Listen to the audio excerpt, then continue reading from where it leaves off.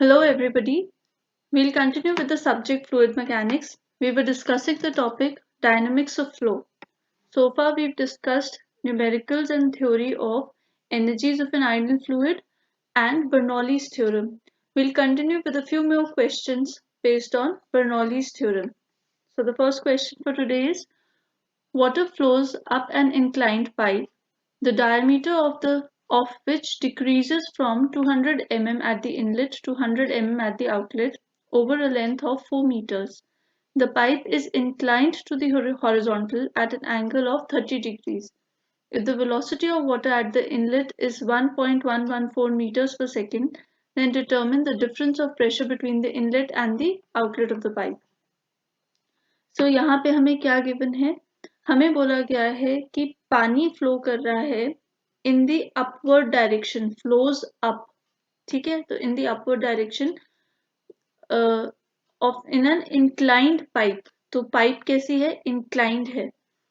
The diameter of which decreases from 200 millimeters at the inlet to 100 millimeter at the outlet over a length of 4 meters.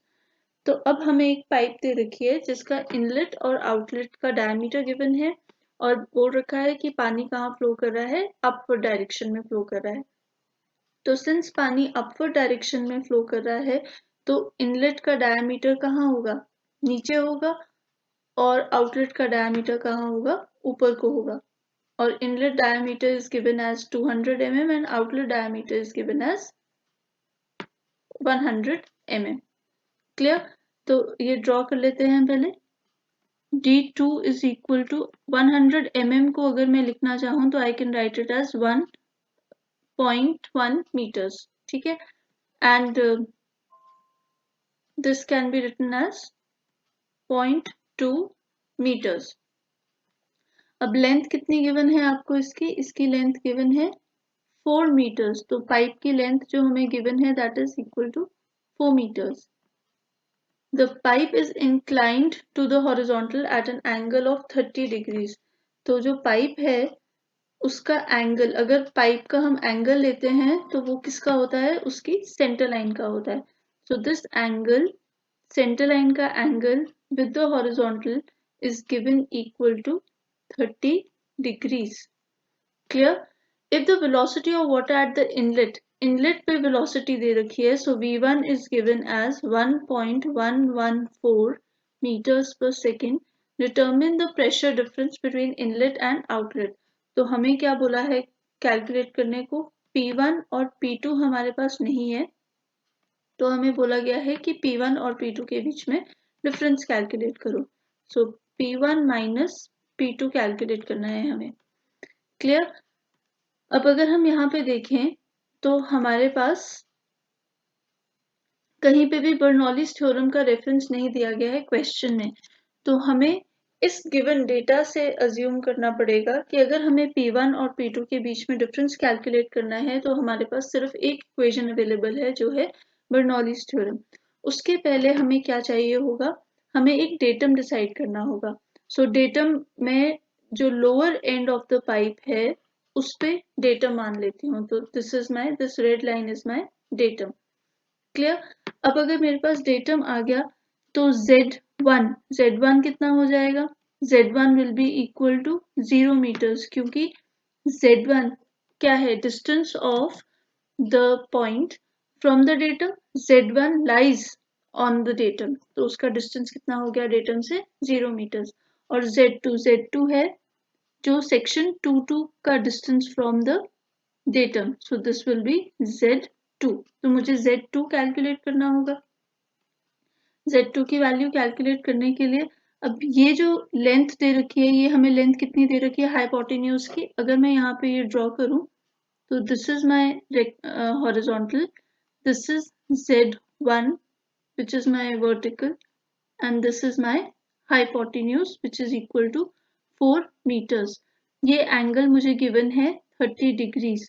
तो मुझे क्या calculate करना है? मुझे calculate करना है Z1. तो सॉरी Z2 कैलकुलेट करना है. तो Z2 मैं कैलकुलेट कर सकती हूँ. What will be Z2? Z2 will be 4 sin 30 degrees. So 4 meters sin 30 degrees means the value will be 2 meters. तो Z2 की वैल्यू कितनी आ गई मेरे पास 2 meters. ठीक है, तो अब मेरे पास Z2 भी आ गया है और Z1 तो हम ऑलरेडी डिटर्मिन कर चुके हैं, वो कितना होगा 0 meters. Z2 is 2 meters. अब बर्नौलीज इक्वेशन लिखते हैं. Bernoulli's equation is Z1 plus V1 square by 2G plus P1 upon rho G is equal to Z2 plus V2 square by 2G plus P1 by P2 by rho G. Clear. Z1 की value कितनी है? Z1 की value is equal to 0. तो अगर मैं value substitute करूं, I have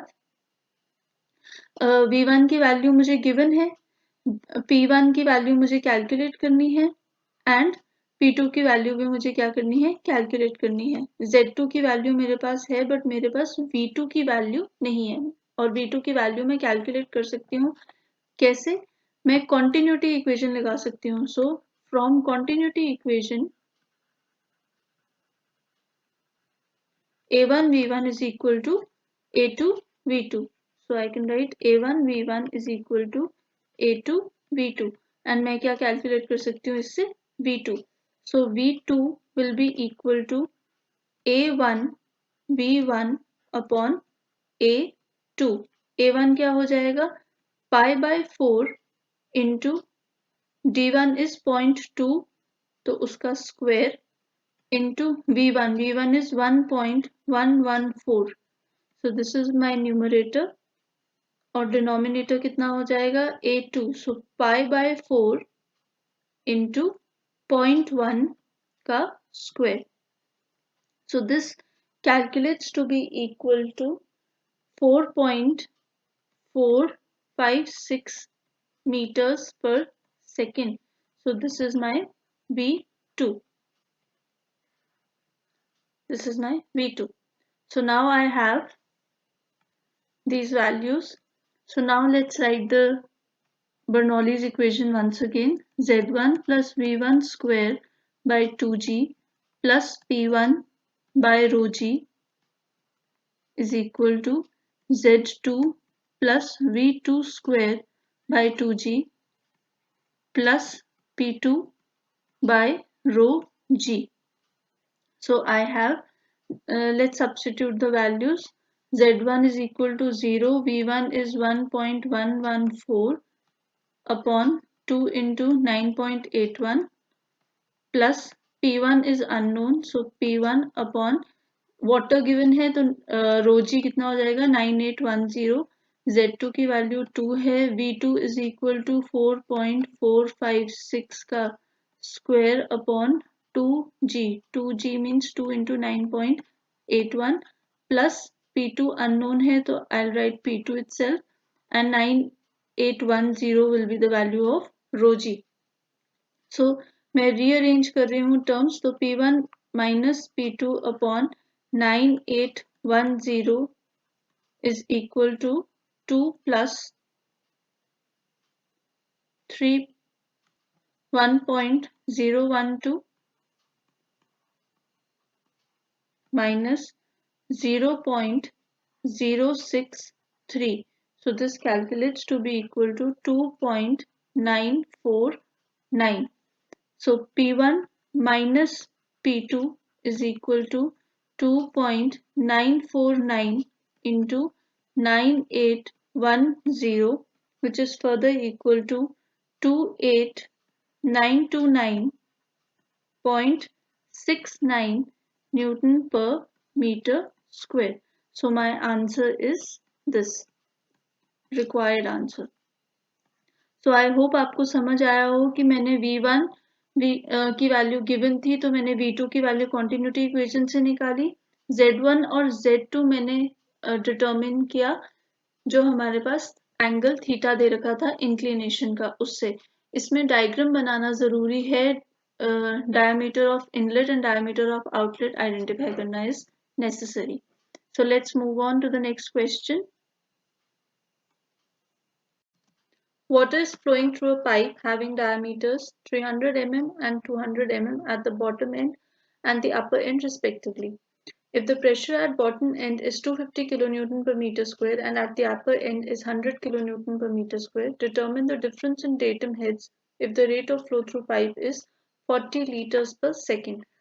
So इस question में हमें डायमीटर्स गिवन है.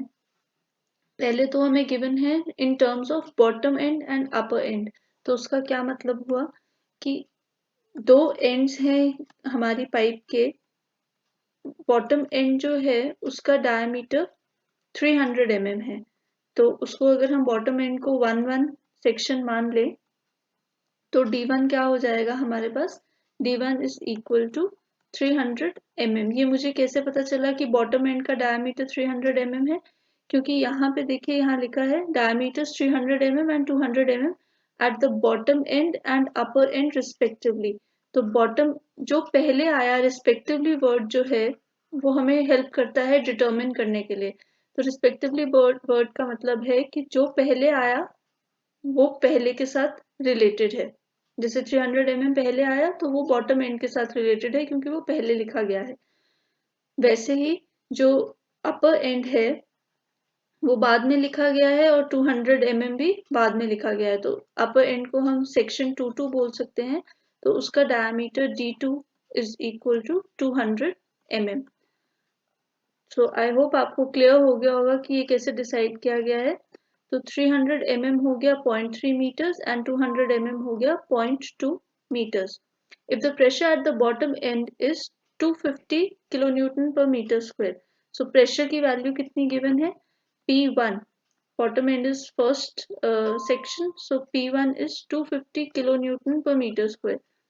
250 kilonewton per meter square को मैं लिख सकती हूँ 250 into 10 to the power 3 Newton per meter square. Next is at the upper end the pressure given is 100 kilonewton per meter square. So P2 is 100 kilonewton per meter square. So I can write it as 100 into 10 to the power 3 Newton per meter square. So determine the difference in datum heads. अब difference in datum heads मतलब ये हमसे पूछ रहे हैं Z1 minus Z2. Datum head यही हुआ. इनके बीच का डिफरेंस कितना है. If the rate of flow through the pipe is 40 litres पर सेकेंड और Q की वैल्यू क्या गिवन है. Q की वैल्यू इज 40 लीटर्स पर सेकेंड. सो 40 लीटर्स पर सेकेंड को हम कन्वर्ट कर देंगे मीटर क्यूब पर सेकेंड में. 40 लीटर्स को पहले मीटर क्यूब में कन्वर्ट करते हैं तो डिवाइडेड बाय 1000 हो जाएगा और सेकेंड तो सेकेंड ही रहेगा. So it will be 0.04 meter cube पर second. So this is my given data.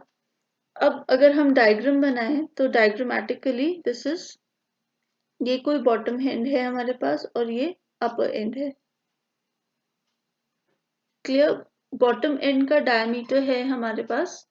This diameter is D2 is 0.2 meters and the lower end diameter या bottom end diameter D1 is 0.3 meters. Clear? Next P2. P2 is equal to 100 into 10 to the power 3 Newton per meter square and P1 is equal to 250 into 10 to the power 3 Newton per meter square. अब हम पूछा गया है datum की value. अगर मैं इस datum को पहले सेंटर लाइन बना लेते हैं हमारे पाइप की जो ये ग्रीन लाइन से रिप्रेजेंट कर रहे हैं ये सेंटर लाइन हो गई. तो डेटम मैंने कहाँ अज्यूम कर लिया. मैंने बॉटम एंड पे डेटम अज्यूम कर लिया. This is my assumed datum. So Z1 की वैल्यू क्या हो जाएगी 0 और Z2 की वैल्यू हमें क्या करनी है कैलकुलेट करनी है. So I can write Z1 is equal to 0 meters क्योंकि Z1 जो है वो डेटम पे ही लाई कर रहा है और Z2 क्या हो जाएगा Z2 meters. Clear. So I can simply write Z1 minus Z2.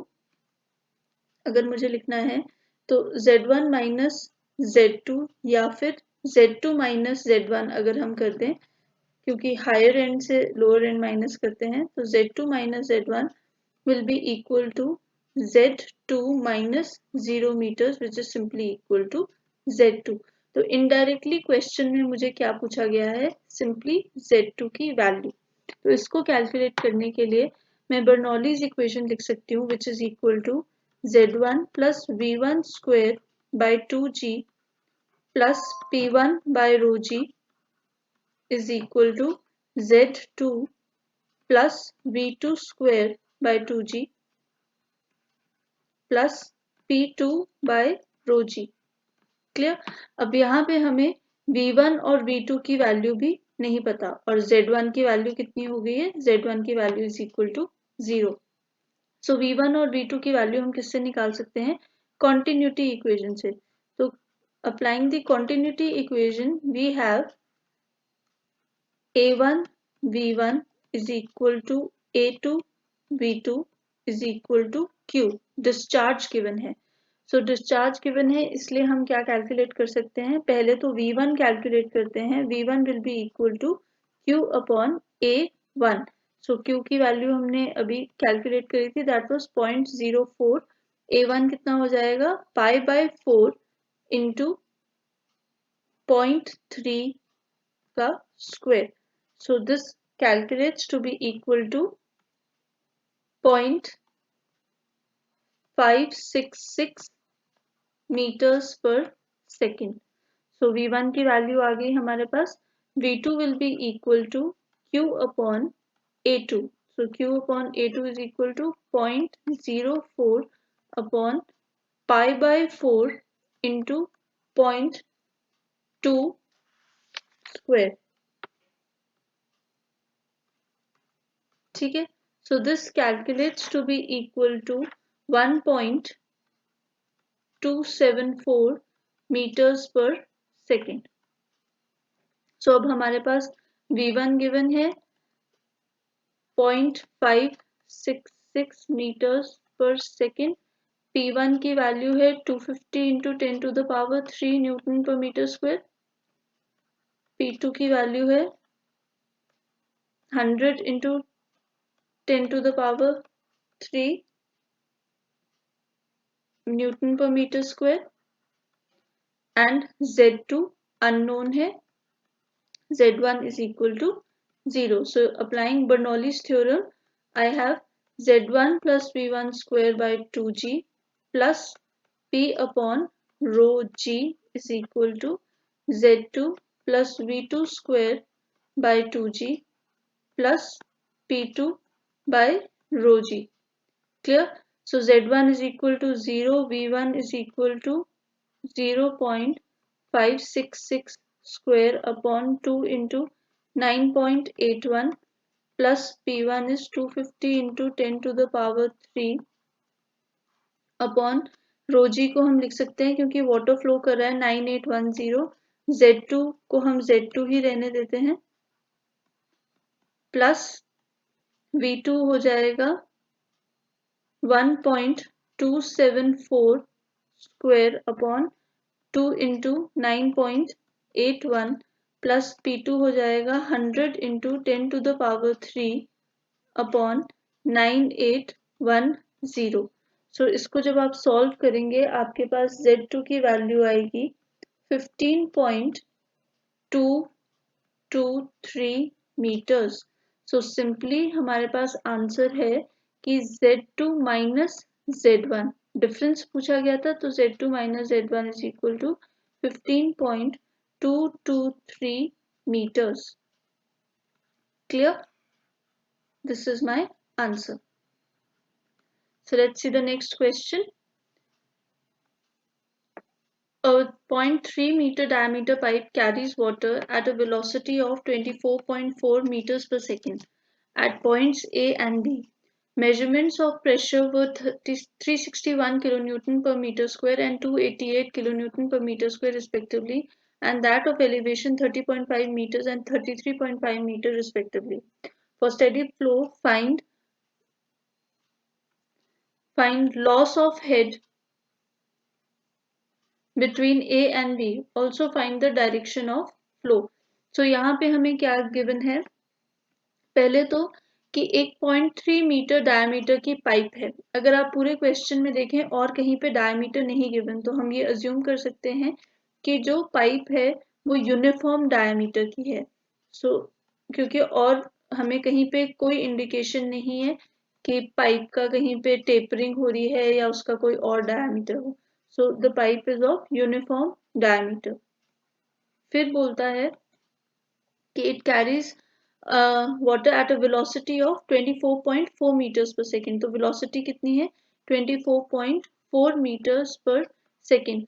अब हमारे पास जो वेलोसिटी भी है वो दोनों एंड्स ऑफ द पाइप पे क्या रहेगी, कांस्टेंट रहेगी। क्योंकि कॉन्टिन्यूटी इक्वेशन क्या बोलती है, कॉन्टिन्यूटी इक्वेशन बोलती है a1v1 is equal to a2v2। So a1v1 is equal to a2 v2 if a1 is equal to a2, क्योंकि यूनिफॉर्म डायमीटर है, a1 is equal to a2 हो जाएगा। पाइप का कैसा डायमीटर है, थ्रू आउट सेम डायमीटर है। Uniform diameter का मतलब कि थ्रू आउट सेम डायमीटर है। सो v1 किसके इक्वल हो जाएगा, v2 के इक्वल हो जाएगा। ठीक है, तो इसलिए जो v है वो v1 भी है और वही v2 भी है। At the point a and b, measurement of the pipes were measurement of pressures of the pipe were 361 kilonewton per meter square. So P1 is given 361 kilonewton per meter square. इसको हम लिख सकते हैं 361 into 10 to the power 3 Newton per meter square, and P2 is equal to 288 kilonewton per meter square. So 288 kilonewton per meter square can be written as 288 into 10 to the power 3 newton per metre square. ठीक है, तो ये ए point A पे है क्योंकि respectively word use किया गया है, तो ये पॉइंट ए पे है और ये पॉइंट बी पे है। फिर एलिवेशंस दे रखी हैं, एलिवेशन जेड ए मतलब अगर ए को मैं फर्स्ट सेक्शन मान लूं तो z1 is equal to 30.5 metres and z2 या फिर zb is equal to 33.5 metres. So simply हमें पता चल गया कि हमारे पास एक पाइप गिवन है जिसके दो सेक्शंस हैं, सेक्शन 1 या फिर सेक्शन ए और दूसरा है सेक्शन बी, जिसको हम सेक्शन 2 बोल रहे हैं, इसको बी बोल सकते हैं। दिस इज ए, ये 1 है। क्लियर, पाइप का जो डायमीटर है वो यूनिफॉर्म है, diameter is equal to 0.3 metres यहाँ पे भी, और diameter is equal to 0.3 metres at section 2 also. Therefore जो वेलोसिटी है वो 24.4 मीटर्स पर सेकेंड है at section A, and at section B also the velocity is 24.4 meters per second क्योंकि constant diameter है। फिर pressure 1 at section A is 288 into 10 to the power 3 and P2 is P2 is 288 into 10 to the power 3 और P1 is 361 into 10 to the power 3 newton per metre square. ठीक है, तो ये values है हमारे पास। पानी फ्लो कर रहा है फ्रॉम ए टू बी और Z1 और Z2 गिवन है। Z1 और Z2 क्योंकि दोनों की कुछ डिफरेंट वैल्यू है तो हमारे पास डेटम कुछ इस तरीके से होगा। सो डेटम इज हियर। ठीक, अब यहाँ पे और यहाँ पे हमने वैल्यूज देखनी है। So this height is given as 33.5 meters and this height of point A is given as 30.5 meters Z1। Clear, तो अब पूछा गया है find the direction of flow. So direction of flow हमें देखना है, ढूंढना है, एंड वो बोलता है कि for steady flow find the loss of head अब यहाँ पे इस पार्ट से हमें पता चल रहा है कि ये हमसे कौन सी इक्वेशन एक्सपेक्ट कर रहे हैं, ये हमसे मॉडिफाइड बर्नौलीज थ्योरम एक्सपेक्ट कर रहे हैं। अगर मॉडिफाइड बर्नौलीज थ्योरम यूज करनी है तो हम क्या कर सकते हैं, हम बोल सकते हैं energy at point any point, मान लेते हैं कि फ्लो पॉइंट ए पे है थोड़ी देर के लिए, तो energy at point A is equal to energy at point B plus head loss. अगर ये इक्वेशन अज्यूम करके हम चलते हैं, इसको मैंने अज्यूम लिख दिया, तो इसका मतलब है कि डायरेक्शन ऑफ फ्लो कहाँ से होगा, डायरेक्शन ऑफ फ्लो होगा फ्रॉम ए टू बी। ये अज्यूम्ड है, is from A to B. ये सब क्या है, अभी अज्यूम्ड है डायरेक्शन, क्योंकि मैंने इक्वेशन अज्यूम करी है। So let's move further. ये हो गया E A is equal to E B plus head loss. कुछ लॉस हो रखा होगा तो उसको मैंने लॉसेस को एच एल से रिप्रेजेंट किया है। ये अज्यूम्ड इक्वेशन है। अगर ये ट्रू हुई तो हेड लॉस की वैल्यू क्या आ जाएगी, प्लस पॉजिटिव आ जाएगी। अगर जो हमने अज्यूम करा है वो सच हुआ तो हेड लॉस की वैल्यू पॉजिटिव आएगी। अगर जो हमने अज्यूम करा है वो गलत हुआ तो हेड लॉस की वैल्यू क्या आ जाएगी, negative. So let's see, V A square by 2g plus Z A plus P A square by P A by rho जी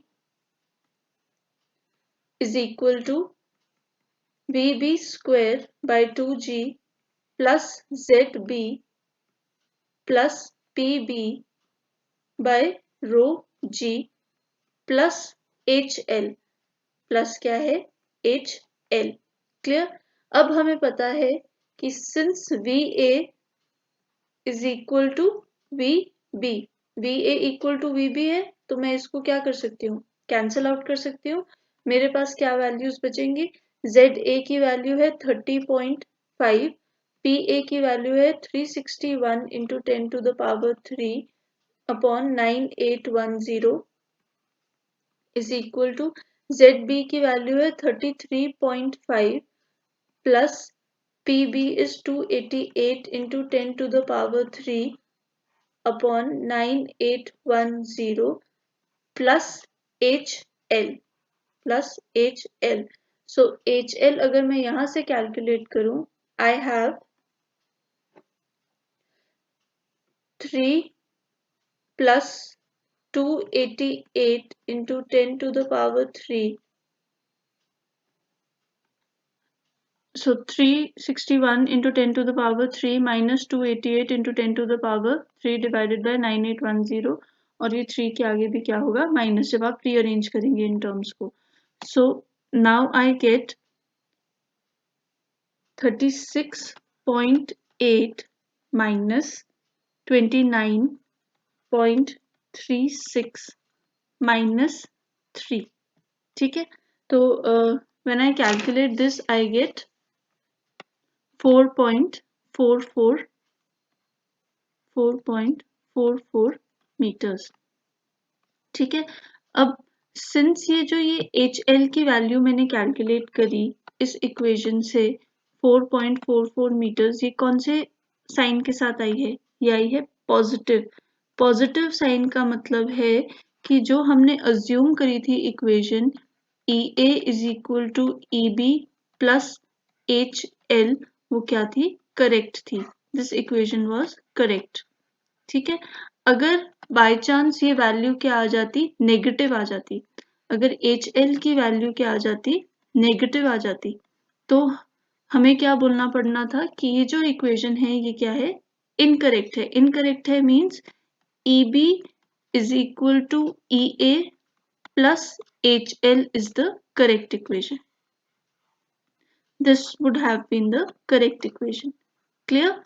तो आई होप आपको समझ आ गया हो कि हमें साइन क्यों इम्पोर्टेंट है। ये साइन बताता है कि जो आपने अज्यूम करी है वैल्यू वो करेक्ट है, या जो अज्यूम करी है इक्वेशन वो करेक्ट है कि नहीं है। क्लियर। और जो अगर नेगेटिव है तो आपने बस इक्वेशन को रिवर्स कर देना है, मतलब HL को दूसरी साइड ले जाना है, तो वो क्या बन जाएगी आपकी EB is equal to EA plus HL. So this tells me that the equation EA is equal to EB plus HL is correct. अब ये करेक्ट है तो फ्लो कौन सी डायरेक्शन में हो रहा होगा? फ्लो हो रहा होगा from A to B. Flow is occurring from A to B. क्यों? क्योंकि अगर ये आपका पाइप है और ये सेक्शन A था and this was section B, तो जब फ्लो होगा तो फ्लो कौन सी डायरेक्शन से होगा? Higher energy to lower energy. Flow कहाँ से होगा? Higher energy to lower energy. क्योंकि ये जो बीच में ट्रांजिट हो रहा है, ट्रांजिट में क्या हो रहा है? हेड लॉस हो रहा है. ठीक है, तो इसलिए फ्लो कहाँ से है? A टू B है. हायर एनर्जी कहाँ पे है हमारे पास? A पे है. लोअर एनर्जी कहाँ पे है हमारे पास? B पे है. सो फ्लो कहाँ से होता है? From higher energy to lower energy. From higher energy to lower energy. ठीक है, सो आई होप अब आपको ये क्लियर हो गया होगा कि ये कैसे कैलकुलेट करना है और फ्लो का डायरेक्शन कैसे डिटरमिन करना है. सो अब हमने न्यूमेरिकल्स कवर कर लिए बेसिक बर्नौलीज थ्योरम पे. अब हम इसकी एप्लीकेशंस करेंगे starting from the next lecture. Thank you.